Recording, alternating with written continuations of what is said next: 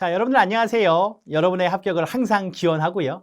최선을 다하도록 하겠습니다. 자, 이제 하나씩 여러분들 다시 한번 만나러 가볼게요. 많이 힘드시죠? 예, 저도 많이 힘든데 여러분들 이 힘든 과정의 인내에 우리가 결과적으로 합격으로 우리가 보답받을 수 있는 겁니다. 지금 당장 힘드셔도 잠깐만 여러분들 참고 이겨내시면요. 다들 여러분들 노력하신 시간, 노력하신 비용, 노력하신 결과가 합격으로 보답될 수 있을 거니까 잠깐만 여러분들 조금만 참아보시게요. 자, 다음 문제 여러분들 하나씩 만나보도록 하겠습니다. 22번이죠. 우리가 힘들어하는 거 보니까 시험 문제가 첫 번째 문제부터 정말 쉬운 문제가 출제되는 것 같습니다. 일단 감리자로 A가 근무하고 있대요. 그 A씨의 업무에 해당되는 건 딱 세 가지만 보시면 되죠. 지도, 확인, 검토에 대한 부분 빼고 나머지만 잡아내시면 될 것 같습니다. 이제부터는 숨은 그림 찾기 문제입니다. 자, 보시면 여러분들 확인, 검토, 여긴 지도, 여긴 확인 보니까 1번 상세시공 도면은 작성이라고 되면 안 되고요.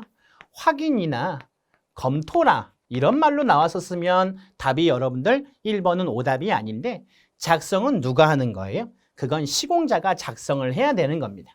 보통 우리가 법규에서 여러분들 이 상세시공 도면 작성은요. 바닥면적 합계 5,000제곱미터 이상일 때 우리가 보통 감리자가 시공자한테 요구를 하는 걸 할 수 있죠. 상세시공 도면을 그려달라라고 하면 시공자가 보통 상세시공 도면을 그려주는 거죠. 그걸 그려주는 시공자의 업무가 있다면 이 감리자는 그 그려온 상세시공 도면을 뭐 해줘야 되는 거예요? 검토를 해주든 확인을 해줘야 되는 겁니다. 어쨌든 감리자의 업무 꼭 기억하시고 절대 감리자는 돈 얘기 안 합니다. 그것만 여러분들 구분하시면 되겠죠. 자, 24번입니다. 열 적외선을 반사하는 은 소재 도막으로 코팅이 됐대요. 그래서 우리가 단열 효과도 좋고 냉방 효과도 좋고 이런 에너지 절약형 유리를 뭐라고 합니까? 로이 유리라고 보통 얘기할 수 있는 거죠. 자, 요거 나온 김에 같이 한번 정리를 해볼게요. 우리가 보통 안전유리라는 게 있을 겁니다. 그 안전유리 종류가 일반적으로 한 3개 정도 될 텐데 첫 번째 얘기하는 게 강화유리라는 게 있죠. 그 다음 여러분들 접합유리라는 걸로 구분을 할 수 있고요. 마지막은 망임유리라는 걸로 구분을 해냅니다. 이게 다음과 같이 다 안전유리라고 여러분들 보시면 되죠. 강화유리는 보통 한 600도씨 이상으로 여러분들 가열이란 걸 합니다. 그래서 갑자기 냉각을 시켜요. 그걸 급냉시킨다고 하죠. 그래서 여러분들 표면엔 뭘 주고 압축력을 가하고요. 우리가 내부에는 인장력을 가해서 다음과 같은 강도를 키운 걸 우리가 강화유리라고 하는데 파편이 부서지는 것보다도 날카롭게 깨지지 않고요. 둥글둥글하게 깨지죠.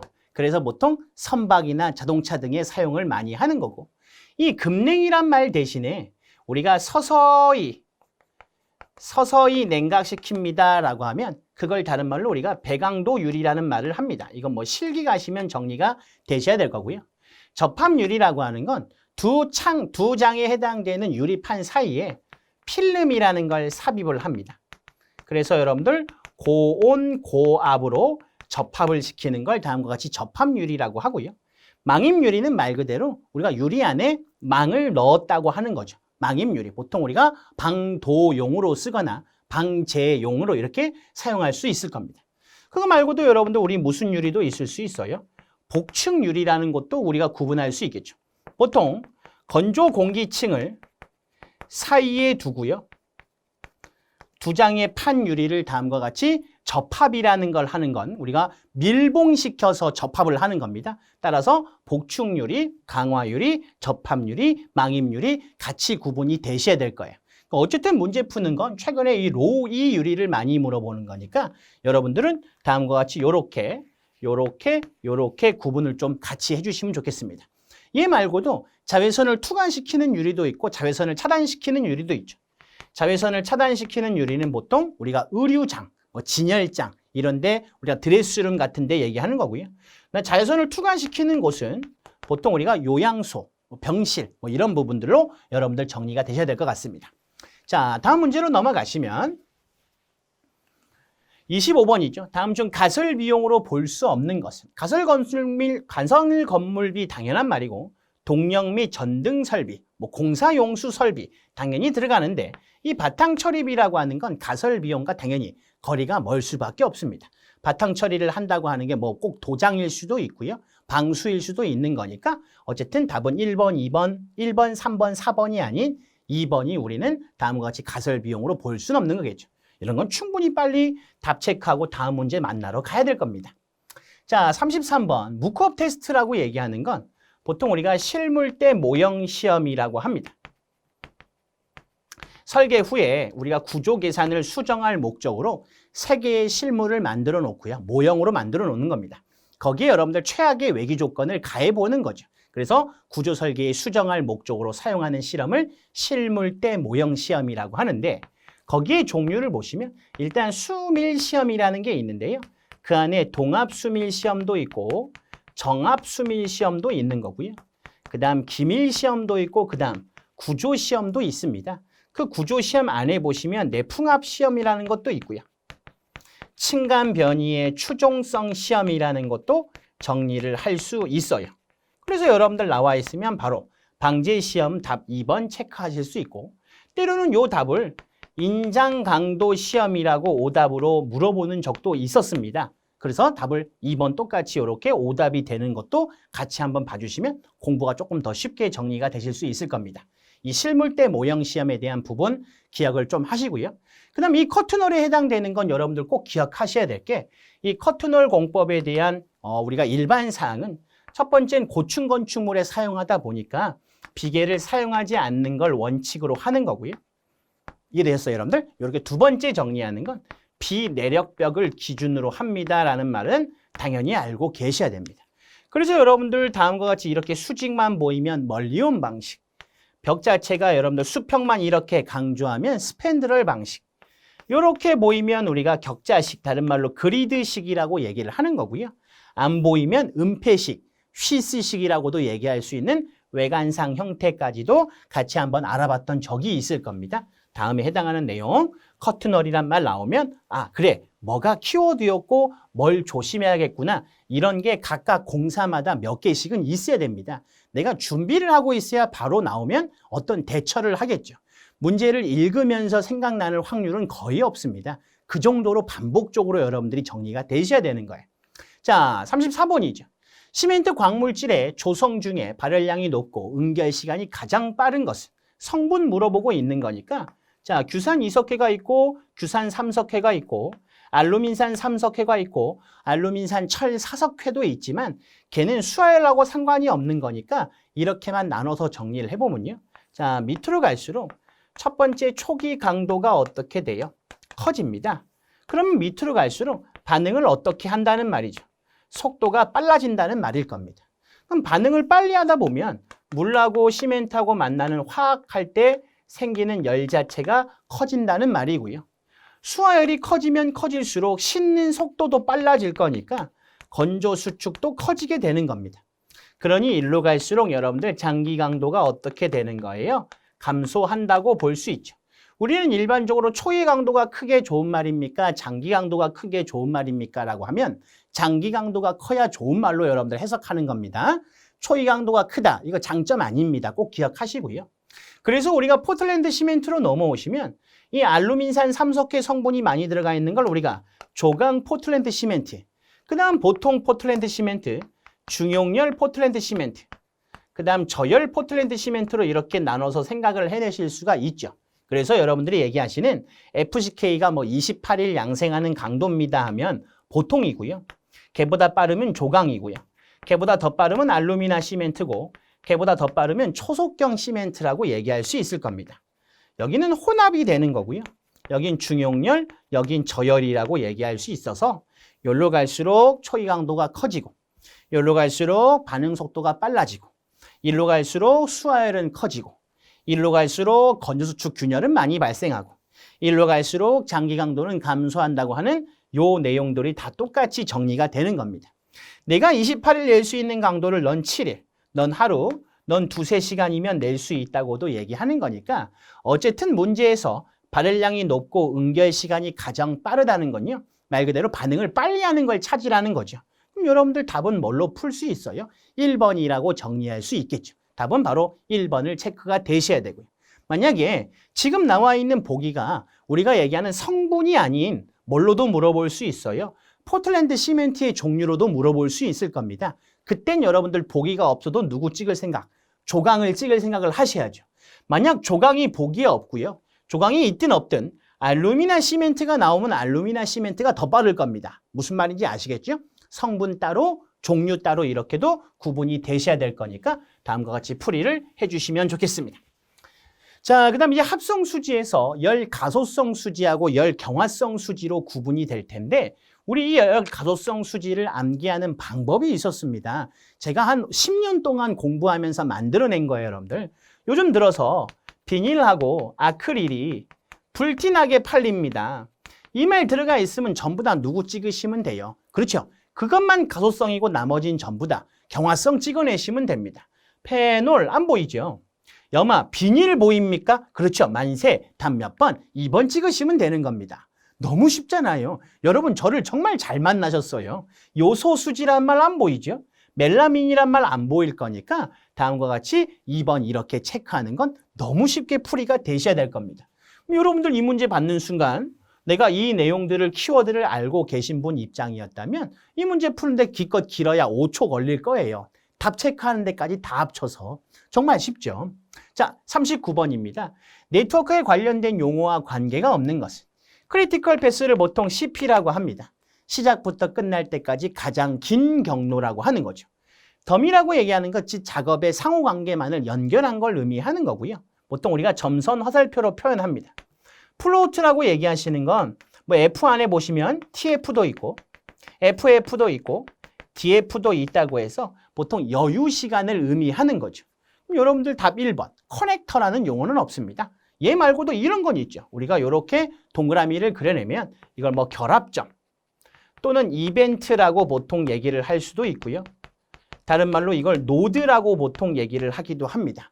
이거 말고는 커넥터라는 건 따로 없기 때문에 답은 이렇게 1번 체크해내시면 되겠네요. 자, 그 다음 여러분들 이 외줄 비계의 면적으로 옳은 것은 이렇게 물어봅니다.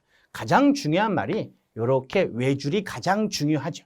자, 제가 건축물을 이렇게 여러분들 하나 작성을 해보면 이 건축물의 마감 작업을 하기 위해 설치하는 직접 가설공사 항목을 우린 뭐라고 합니까? 그렇죠. 비계라고 얘기를 할 거니까 벽의 외면으로부터 일정 거리를 이렇게 뛰게 됩니다. 그러면서 여러분들 마감 작업하기 위해서 이렇게 들어오겠죠, 여러분들. 그래서 내가 이렇게 돌아가 있는 부분들을 쭉 한번 나열을 해서 여러분들 위에서 이렇게 쳐다본 겁니다. 그러면 다음과 같이 건축물은 이렇게 평면도가 보일 거고요. 그 밖으로 누가 보일 거예요? 비계의 모습이 이렇게 보일 수 있을 겁니다. 물론 건축물의 높이나 비계의 높이는 당연히 같아야겠죠. 외부 마감 작업을 할 거니까 동등한 높이로 만들어 주는 겁니다. 그러면 여기서 구하고자 하는 비계의 면적은요. 지금 요 옆으로 표현되어 있는 부분들의 면적을 돌아가면서 구하겠다는 거죠. 이해되셨어요? 그러면 이 건물의 둘레를 제가 L이라고 합니다. 그럼 제가 볼게요. 이 건물의 둘레의 요 길이와 요 길이가 같죠. 요 길이와 요 길이가 같고 요 길이와 요 길이가 같고 요 길이와 요 길이가 같아집니다. 그러면 이 빨간색은요. 건물의 둘레보단 하나, 둘, 셋, 넷, 다섯, 여섯, 일곱, 8군데가 더 늘어난다고 보는 겁니다. 그래서 우리가 비계의 면적은 산출을 다음과 같이 하는 거죠.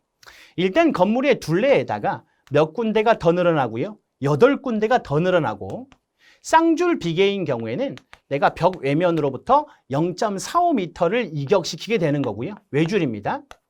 내가 쌍줄이면 그게 2개 있을 거니까 다음과 같이 0.9m. 파이프 비계 같은 경우는 1m를 우리는 이격을 시킨 다음에 어쨌든 면적이니까 거기에 뭐만 더 곱하면 돼요. 높이만 더 곱하면 되는 겁니다. 그러면 지금 나와 있는 평면도를 먼저 보겠습니다. 자, 여기는 5고 여기는 10이면요. 내가 둘레는 여러분들 어떻게 구하기로 했어요? A 플러스 B로 이렇게 구하기로 약속을 했었겠죠. 그래서 다음 건축물의 둘레를 해석하면 2에다가 지금 가로는 얼마고 10, 세로는 얼마고 5 이렇게 정리가 되시는 거고요. 더하기 몇 군데라고요? 8군데. 그 다음 문제 봤더니 여러분들 여기에 무슨 비계라고 돼 있어요? 외줄 비계니까 빨리 얘를 떠올리셔야죠. 곱하기 0.45 이렇게 정리하시고 묶어놓고 건축물 높이가 몇 m니까 10m만 더 곱해내시면 구해내실 수 있겠죠. 제가 지금 자꾸 이렇게 쓰다 보면 내가 면적을 구하고 있는 건지 길이를 구하고 있는 건지 자꾸 혼동되시는 분들이 계시면요. 항상 괄호를 치면서 넘어가야 내가 지금 여기까지 뭐 구했고 여기서부터 뭐 구할 거다라는 계획이 있을 겁니다. 무슨 말인지 아시겠죠? 그래서 여러분들 다음과 같은 비계 면적을 구한 거 여러분들 계산기로 한번 눌러보시면 답을 2번으로 체크하실 수 있을 겁니다. 쌍줄 비계, 외줄 비계, 어쨌든 비계 면적, 두 번째는 동바리에 대한 거, 세 번째는 시멘트 창고 면적, 네 번째는 변전소 면적. 이 네 가지는 많이 물어볼 거니까요. 여러분들 그냥 바로 넘겨버리지 마시고요. 푸는 문제는 거의 구조에만 많이 나올 것 같으니까 갑자기 시공이나 법규에서 푸는 문제 나오면요. 어려울 거라는 생각 때문에 그냥 버려버리는 경우가 있습니다. 막상 해보면 어렵진 않으니까 그 어려운 내용은 다 실기에 나옵니다. 필기 정도 문제는 꼭 풀이가 되셔야 될 거예요. 네, 좋습니다. 자, 다음 문제로 넘어갑니다. 다음에 각 유리에 대한 설명입니다. 망임유리도, 복층유리도, 강화유리도, 자외선 투과유리까지 정리가 되시는 거 아까 우리 앞에 로우2 유리 설명하면서 간단하게 해드렸을 겁니다. 자, 옳지 않은 것은 망임유리는 파손되더라도 파편이 튀지 않으므로 진동에 의해 파손되기 쉬운 곳, 보통 철망에 붙어 있겠죠, 여러분들. 두 번째, 복층유리는요. 단열 및 차음성이 좋지 않은 게 아니라 좋습니다, 여러분들. 주로 선박의 창에 보통 사용됩니다라고 하는 건 선박의 창에 쓰는 건 보통 다 강화 유리를 쓰게 되죠. 그렇죠? 파편이 여러분들 둥글둥글하게 깨질 거니까. 강화 유리는 압축 강도를 한층 강화한 유리로 현장 가공 및 절단이 되지 않습니다. 그건 당연한 말이죠. 얘 말고도 현장 가공이 되지 않는 건 뭐 유리 블록도 있고 스테인리 글라스도 현장 가공이 어렵다고 보시면 되죠. 우리가 보통 표면엔 뭘 가하고 압축 강도를 가하고 압축력을 가하고 내부엔 인장력을 가한 유리를 우리가 강화 유리라고 하는 거고요. 자외선 투과 유리는 병원이나 온실 같은 데는 보통 요양소 이런 데 보통 사용할 수 있겠다고 보겠죠. 답은 바로 몇 번 찍으시면 돼요. 2번 이렇게 풀이하시면 되는 겁니다. 난이도 이제 중이라고 제가 막상 표현은 하지만 점점점 난이도 하로 여러분들 편승을 한다면요. 난이도 하나 중에 대한 문제들이 점점 많아지고 있으실 거예요. 자, 28번입니다. 부순골재의 원석으로 가장 적합하지 않은 것은 우리가 부순골재를 보통 뭐라고 하죠? 쇠석이라고 보통 얘기를 합니다. 어쨌든 골재는 뭘 내야 됩니까? 강도란 걸 내야죠. 그럼 우리가 얘기하는 이 골재에 대한 품질부터 먼저 정리를 해보겠습니다. 자, 골재가 갖춰야 될 요구 조건은 일단 뭘 내야 돼요? 소요 강도가 확보가 돼야죠. 소요 강도를 내려면 뭐가 커야 됩니까? 당연히 실적률이 커야 될 겁니다. 그 실적률 자체가 어느 정도가 돼야 되고요. 세 번째 얘기하는 건 우리가 입형이라고 하는 건 입자의 형태죠. 가능하면 둥글둥글해야 시공성을 확보할 수가 있고요. 표면은 여러분들 거칠어야 부착력을 확보할 수 있다고 했을 겁니다. 네 번째 정리하시는 건 우리가 어떤 게 있을 수 있는지 보면 요즘에 골재는 뭐 잔골재를 보면요. 요즘은 해사를 사용하기 때문에 이 염소 이온량의 기준이 0.3kg/m 세제곱 이하로 쓰는 걸 원칙으로 하는 거고요. 다섯 번째 정리하시는 건 항상 골재는 무슨 상태 기준? 표면은 건조돼 있고 안에는 꽉 차야 됩니다라고 해서 내부 포수라고 보통 얘기를 합니다. 그래서 이걸 줄여서 우리가 표건 내포 상태를 유지하라고 하는 거죠. 그러니까 우리가 골재를 보관할 때는요. 이 표면 건조 내부 포수 상태를 만들어내기 위해서 배수 시설을 철저히 합니다. 그렇지 않으면 수분 상태로 넘어가 버릴 거니까 또는 직사광선 쬐는 걸 막아야죠. 그렇지 않으면 여러분들 우리가 기건 상태로 바뀌어 버릴 걸 의미하는 거고요. 골재를 보관할 때는요. 잔골재하고 굵은 골재는 당연히 분리해서 보관합니다. 이런 내용들로 같이 정리가 되셔야 될 겁니다. 그럼 어쨌든 골재는 강도란 걸 내야 되기 때문에 지금 하나, 둘, 셋, 넷 해당되는 석재 중에 강도가 제일 작은 애를 뽑으라는 겁니다. 강도의 순서는 그렇잖아요. 자, 강도입니다. 누가 제일 세요? 화강암이 제일 센 겁니다. 얼마나 강도가 좋냐 하면요. 자기 이름에 강자가 붙을 정도로 강도가 좋은 거잖아요. 화강암도 좋고요. 누구도 좋습니까? 안산암이라는 것도 좋습니다. 쭉쭉쭉쭉쭉 내려오는데 제일 약한 애가 누구예요? 라고 물어보면 여기 응회암이라고 보이십니까? 제가 이론 시간에 응회암이라고 설명 안 했고요. 응애암이라고 설명했을 겁니다. 그럼 응애 이렇게 얘기를 하면 여러분들 아기들 생각나지 않습니까? 애들은 강도가 셀 수가 없죠. 그래서 강도가 제일 약한 애가 누구예요? 응애암이라고 보시는 겁니다. 답은 2번 체크하시면 되죠. 응애암은 강도는 낮죠. 뭐가 커요? 흡수율, 안에가 비어있을 거니까 흡수율도 크고요. 하나 더 정리할 건 불에도 강합니다. 근데 이 황암이라고 하는 게 가장 내화도에선 떨어지는 단점이 하나 있었을 거예요, 여러분들. 이렇게 여러분들 구분을 하시는 거니까 부순골제의 원석으로 가장 적합하지 않은 건 가장 강도가 작은 애를 뽑으라고 하는 거구나. 그럼 강도가 가장 작은 애는 악일 거니까 응애 찍으면 되겠구나. 이게 연결이 되셔야겠죠. 네, 좋습니다. 자, 이제 28번입니다. 콘크리트의 균열 발생 시기에 따라서 우리가 경화 전에 일어나는 균열이 있고요. 경화 후에 일어나는 경우가 있을 겁니다. 균열은 종류가 이렇게 크게 두 가지로 나눠서 설명을 합니다. 그럼 다음 중 경화 전에 일어나는 균열의 원인이 아닌 것.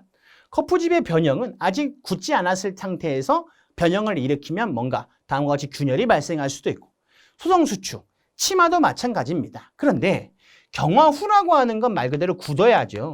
제일 대표적인 게 건조수축이고요. 그 다음에 이제 크리프라고 보통 얘기를 할 수 있습니다. 이 크리프 여러분들 정의도 아셔야 되고 영양요소 어떨 때 증가 어떨 때 감소도 알아야겠죠. 크리프라고 얘기하는 건 우리가 어떤 부재에 일정한 하중을 가하면요. 그 하중 증가 없이도 시간과 더불어서 변형이 일어나는 현상을 크리프라고 합니다. 그럼 크리프는 어떨 때 보통 증가하겠습니까? 라고 하면 초기 재령일 때, 뭐 강도가 크게 들어올 때, 단면적이 적을 때 이렇게 여러분들 구분해 내실 수 있는 거니까 크리프의 발생 요소 이렇게 봐두시면 될 것 같아요. 어쨌든 경화 전에 균열이 아닌 것 뽑으라고 하면 경화 후 거 뽑으면 되는 거니까 건조수축이나 크리프 들어간 애 뽑으시면 다 바로 1번으로 체크가 가능하셔야 됩니다. 네, 좋습니다. 자, 다음 문제로 넘어갈게요. 다음 중 조적벽 치장줄눈에 대한 종류로 옳지 않은 것은, 치장줄눈은 말 그대로 장식을 하는 줄눈을 의미하는 거고요. 오목줄눈은 오목한 줄눈, 빗줄눈은 이렇게 보이는 게 빗줄눈 의미하는 거고, 실줄눈도 있는데 여기 통줄눈이라고 하는 건 구조상 줄눈을 의미하는 거잖아요. 보통 우리가 무슨 줄눈을 원칙으로 하고 벽돌에서는 막힌 줄눈을 원칙으로 하고 통줄눈이란 말이 나오려면요. 항상 어디서만 보강블록조에서만 통줄눈 또는 여러분들 뭐 장식용인 경우에만 통줄눈이란 말을 사용을 하셔야 될 거니까 이건 구조상의 줄눈을 의미하는 거지 장식용 줄눈하고는 다른 말입니다. 그래서 다음과 같이 몇 번으로? 3번으로 여러분들 체크가 되셔야겠죠. 모든 벽돌은 다 통줄눈이 아닌 막힌 줄눈을 원칙으로 합니다. 당연히 알고 계실 거고요. 자, 31번입니다. 타격에 의한 말뚝박기 공법을 대체하는 저소음 저진동 말뚝공법에 해당하지 않는 것은, 우리가 일반적으로 여러분들 말뚝을 때려 박을 때 시공을 하겠다는 뜻입니다. 어떻게 박는 게 가장 확실해요? 타격을 주거나 진동을 주는 게 가장 확실하죠. 그래, 이거는 당연히 뭐가 생길 수밖에 없어요. 소음이나 진동 때문에 민원이 발생할 수 있을 겁니다. 그럼 내가 소리를 조금 줄이거나 진동을 조금 줄일 수 있는 방법을 마련을 해야 되잖아요. 그래서 압력으로 지그시 눌러버리는 방법을 압입공법이라고 보통 얘기하거나, 가운데만 파서 소리를 조금 줄이는 중굴식 공법, 중굴공법이 있을 수 있죠.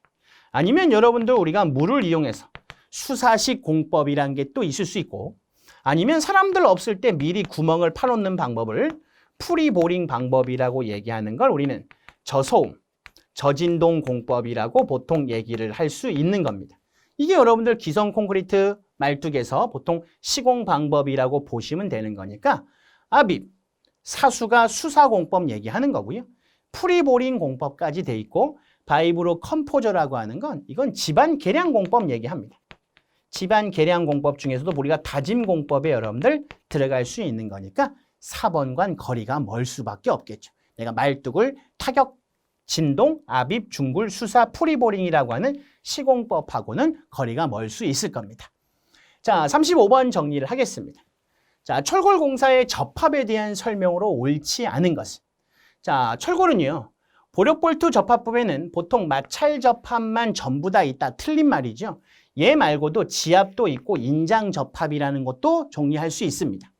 농막이 도장은 작업 장소가 기온 5도씨 미만이거나 상대 습도가 85%를 초과하는 곳에 작업을 중지도 하고요. 절대로 농막이칠을 하지 말아야 되는 경우가 있었을 겁니다. 1번, 우리가 고력볼트 같은 부분. 고력볼트 같은 부분은 보통 마찰 접합이 대부분이죠. 100%는 아닌데 그 마찰면, 접합부 같은 경우에는 우리가 말 그대로 마찰 접합을 하기 위해선 표면이 거칠어야 접착력을 크게 극대화할 수 있을 겁니다. 근데 농막이 칠을 보통 칠해버리면 그 농막이 칠이 뭐 광명단 또는 뭐 징크로메이트라고 하는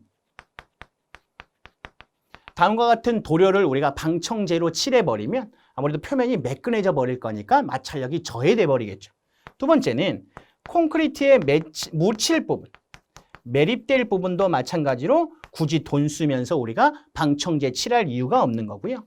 아니면 내가 현장에서 용접을 하는 경우엔 양쪽으로 100mm 이내인 경우에 다음과 같이 농막이 칠을 해버리면 용접봉을 이렇게 댔을 때 용접봉은 지금 열이 가해져 있는 상태니까요. 모재이 닿기도 전에 농막이 칠부터 먼저 닿을 겁니다. 그럼 농막이가 녹으면서 그 용접 표면, 용접 안으로 여러분들 여러 가지 찌꺼기가 들어가서 용접 결함을 발생할 수 있을 거니까 이것도 하지 말라고 하는 거죠. 이런 부분들을 여러분들 구분해 보시면 3번. 철골이 콘크리트에 묻히는 부분은요. 매립되는 부분은 특히 농막이 칠을 하지 말아야 되는 겁니다. 잘해야 되는 게 아니라 답은 바로 3번 정리하시면 되겠죠. 자, 4번 용접 접합에 대한 비파괴 시험법은요. 자분 탐상법, 초음파 탐상법, 우리 방사선 투과 시험법, 침투 탐상법이라고 해서 한번 저희 풀이한 적이 있을 겁니다. 걔만 참고하셔도 3번이 답이라는 거 쉽게 풀이가 되셔야 되겠네요. 됐죠? 자, 다음 문제로 넘어갑니다. 고강도 콘크리트에 대한 얘기로 여러분들 구분을 합니다. 고강도 콘크리트에 대한 기준들을 아셔야겠죠. 자, 고강도는 말 그대로 강도가 커야 될 거니까 물시멘트비가 작아야죠. 공극이 작아야 되는 거고요.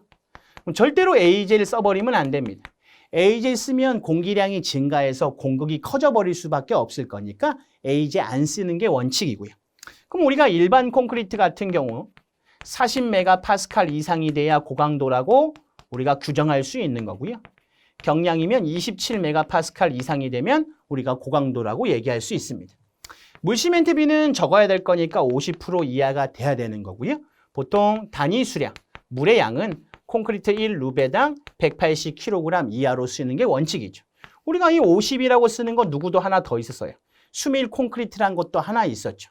슬럼프는 180이라고 했고요. 공기량은 4% 이하로 씁니다라는 것도 이제 같이 묶어서 공부하시면 될 것 같습니다. 자, 일단 다음 중 옳지 않은 것. 1번, 단위 수량은요. 소요 워커빌리티를 얻을 수 있는 범위 내에서 가능하면 물의 양은 적으면 적을수록 좋을 겁니다. 그래서 1번은 맞는 말이고. 두 번째, 잔골재율도요. 우리가 강도에 대한 부분을 보시면 강도를 증가시키려면요. 공극이 작아야죠. 그러면 상대적으로 안에가 채워져 있는 부분들이 커야 된다는 걸 실정률이라고 했을 겁니다. 그래서 여러분들 물시멘트비를 줄여야 되고 잔골재율을 줄여야 되고 굵은 골재 최대치수를 한도 내에서는 크면 크게 할수록 좋다고 했고 경제적인 콘크리트를 만들려면 시멘트량은 줄이라고 했을 거예요. 그래서 여러분들 가능한 한 잔골재율은 작게 하겠다는 뜻이고 세 번째입니다.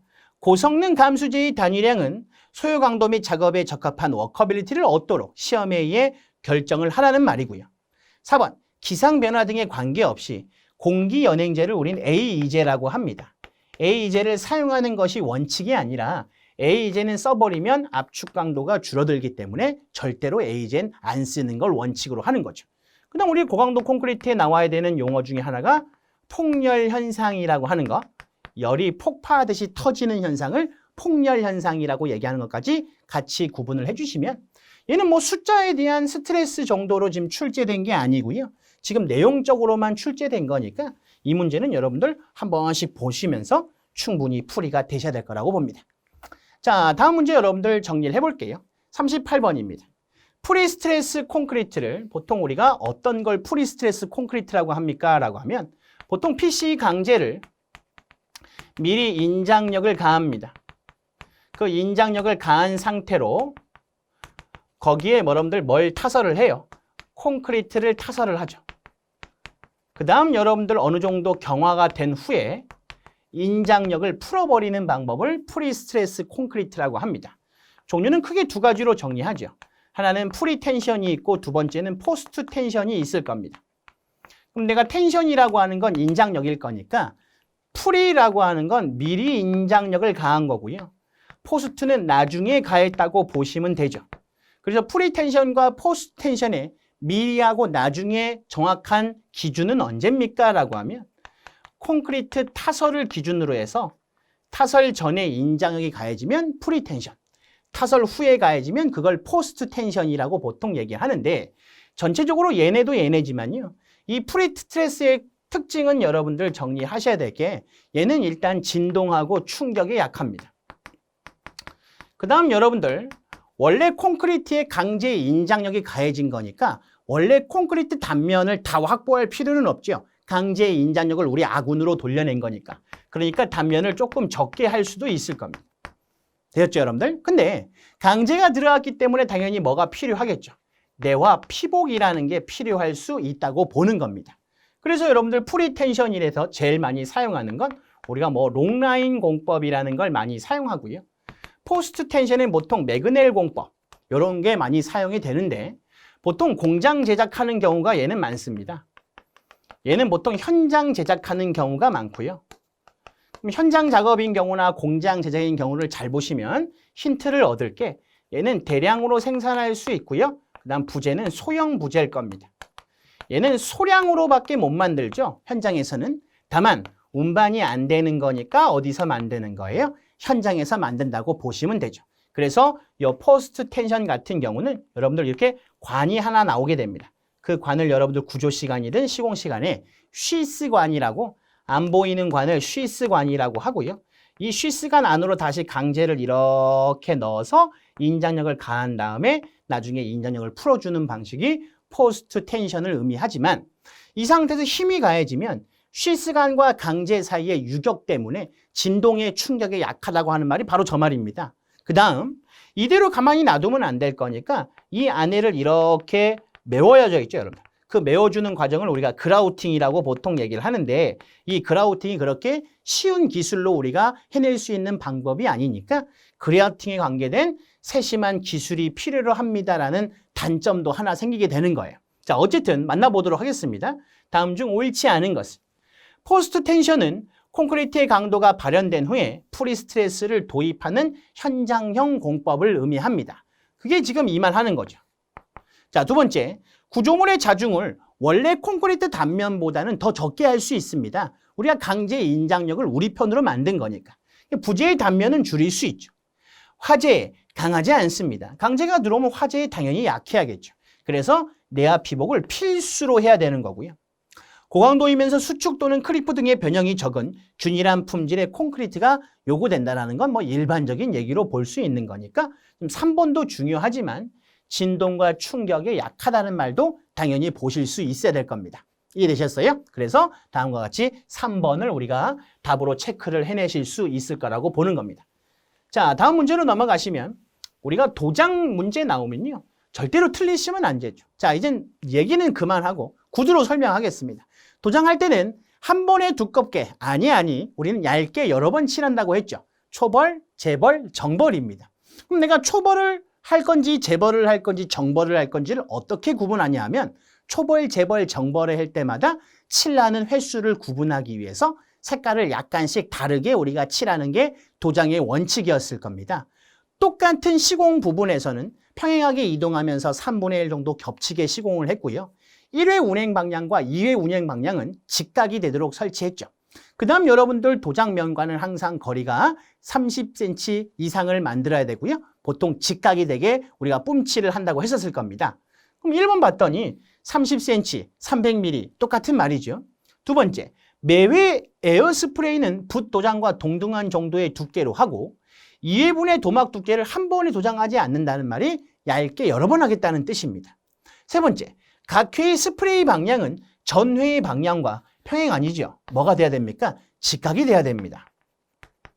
4번, 스프레이를 할 때는 항상 평행 이동하면서 어느 정도 겹치게 3분의 1 정도 겹쳐서 뿜칠을 한다고 정리했을 거니까 3번이 답이라고 바로 뽑아낼 수 있으셔야 됩니다.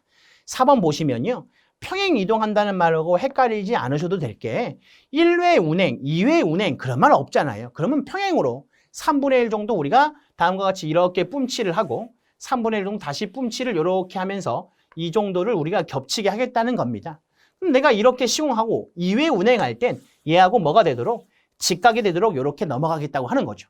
물론 그때도 얼마씩은 겹칠 거예요. 3분의 1씩은 겹칠 겁니다. 무슨 말인지 아시겠죠? 이렇게 여러분들 구분하시면 3번 풀이하실 수 있을 겁니다.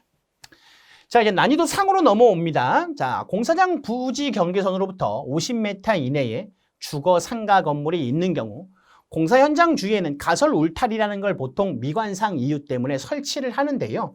일반적인 원칙은 1.8m 이상 원칙입니다.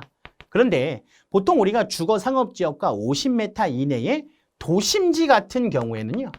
당연히 쟤보다 더 사람들이 많이 왔다 갔다 할 거니까 더 높게 하라고 해서 몇 메타가 되는 거예요. 3m라고 얘기할 수 있으니까 답이 4번이 됩니다. 요 말이 여러분들 없었다면요. 지금 요런 말들이 없었다면 그때는 그냥 답을 몇 번 치시면 돼요. 2번 치시면 되죠. 일반적으로 사람 키가 한 180이라고 여러분들 보겠다고 하는 겁니다. 근데 도심지는 더 미관에 신경을 써야 될 거니까 3m. 그럼 뭐 분진 같은 게 날려버릴 수도 있죠. 그 분진 같은 것도 막으려면 우리가 방진벽이라는 걸 높게 설치를 해야 됩니다. 자, 분진에 대한 거 우리가 방지를 하려면 첫 번째 여러분들 방진 덮개라는 걸 써야죠.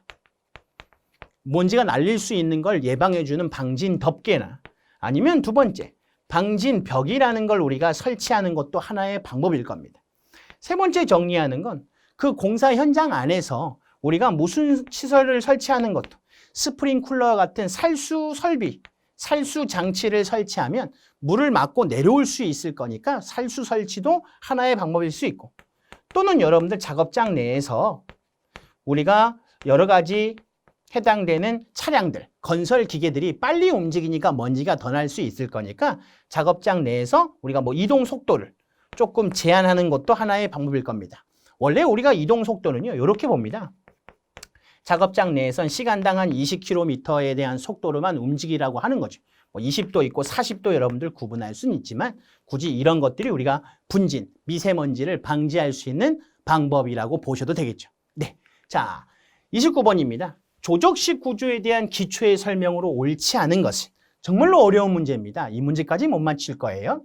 자, 조적식에서 중요한 말은요. 어쨌든 내력벽 기초는 연속 기초로 하고 나눠지지 말고 연속된 기초로 만들라는 거죠. 기초판은 가능하면 철근 콘크리트 구조로 설치하라는 거고요. 기초판은 묵은 콘크리트 구조로도 할 수 있다라고 하는 겁니다. 4번에 보시면 기초벽의 두께는 최하층 벽체 두께와 같게 하되 250mm 이하가 아니라 이상으로 하는 겁니다.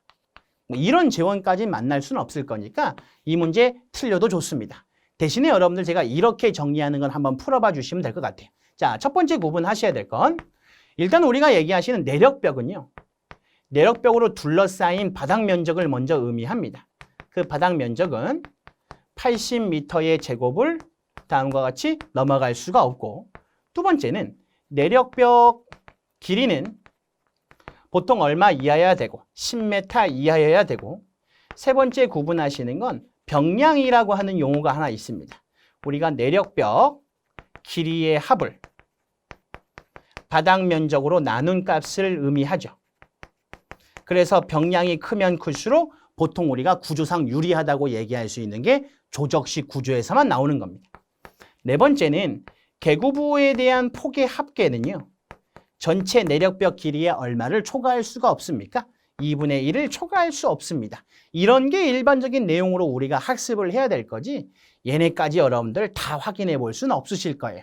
답은 어쨌든 4번이니까 확인은 하시지 마시고 여기에만 조금 생각을 해주시면 좋을 것 같습니다. 자, 이제 마지막 문제로 여러분들 정리를 합니다. 표준 시방서에 따른 시스템 비계에 대한 내용입니다. 일단 여러분들 보기를 보고 문제를 읽는 순간 마음속으로 뭐 했구나, 틀렸구나, 이건 진짜 틀려야 됩니다. 자, 시스템 비계에 대한 기준으로 옳지 않은 것은 1번, 수직재와 수직재 연결은 다음에 해당하는 부분으로 하라는 거고 수평재는 이렇게 하라는 거고 대각으로 설치하는 가세는 어떻게 설치를 할 거며 시스템 비계의 최하부에 설치하는 수직재는 어떻게 하고 이런 내용까지 여러분들 다 정리할 수는 없잖아요.